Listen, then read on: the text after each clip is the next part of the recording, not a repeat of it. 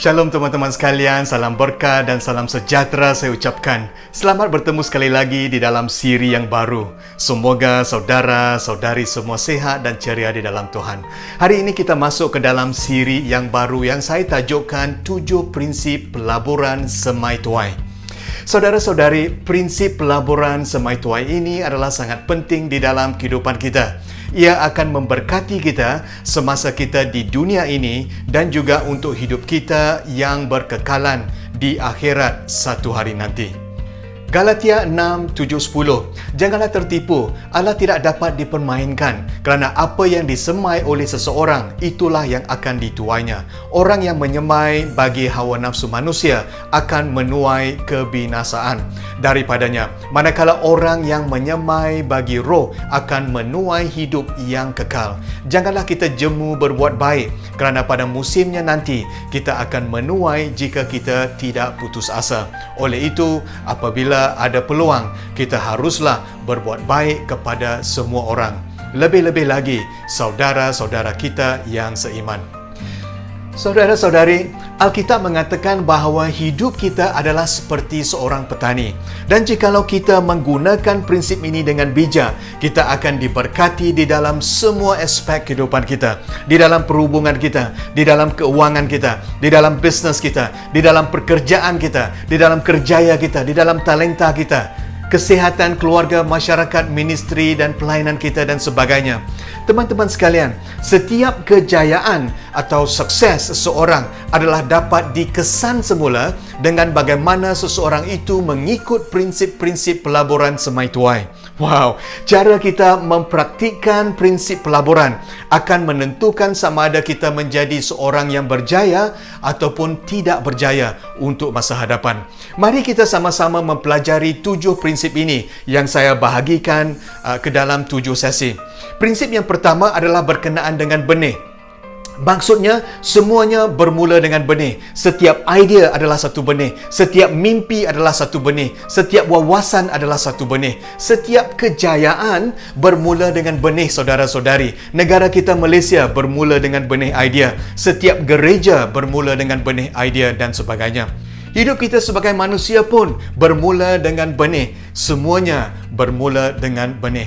Izinkan saya cadangkan bahawa benih adalah sesuatu yang berharga yang boleh kita berikan. Sesuatu yang berharga seperti pujian, nasihat, masa adalah sesuatu yang berharga yang boleh dijadikan benih. Wang, dana dan duit, itu adalah satu yang berharga, iaitu benih yang boleh kita laburkan ke dalam bisnes dan kehidupan orang lain. Pengalaman kita, kasih dan kata-kata dorongan kita, pemuridan dan pengajaran kita, semuanya itu adalah berharga yang boleh kita jadikan sebagai benih untuk memberkati orang lain.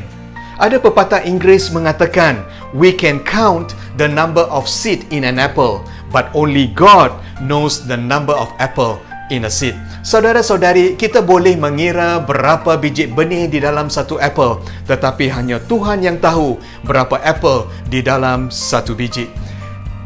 Satu biji benih apabila disemai akan bertumbuh menjadi pokok yang berbuah lebat.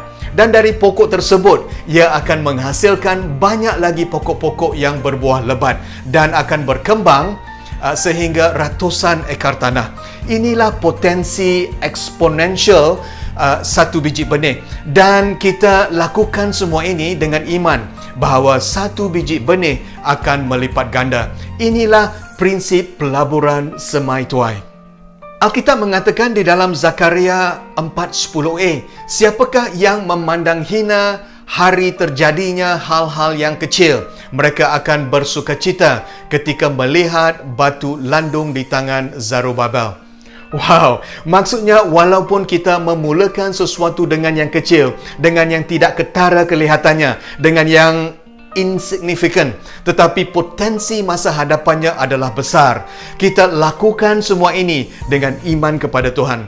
Tetapi saudara-saudari, semua potensi ini tidak akan menjadi nyata jikalau kita tidak menyemai benih secara sengaja ataupun intentional. Nothing happens if the seed is not planted. Benih di dalam beg plastik tidak akan bertumbuh dan berbuah, kan teman-teman sekalian?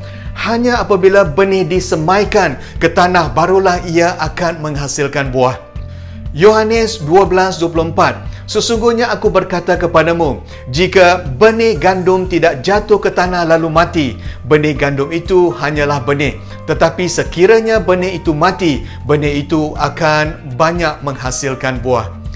Yesus adalah seperti benih yang jatuh ke tanah lalu mati, yang apabila disemaikan ke dalam tanah hati kita yang terbuka akan menghasilkan buah berlipat ganda, 30, 60 dan 100 kali ganda. Teman-teman yang dikasihi sekalian, jikalau hari ini kita belum mengenal Yesus secara pribadi, izinkan saya dengan rendah hati mendorong kita menyediakan tanah hati kita supaya benih berita baik ini dapat disemaikan dengan baik. Kita hanya boleh diselamatkan melalui korban yang teragung, Yesus Kristus, yang mampu menebus dosa kita sekarang dan untuk selama-lamanya. Dan keselamatan kehidupan ini hanya diperolehi melalui iman kita kepada Yesus Kristus.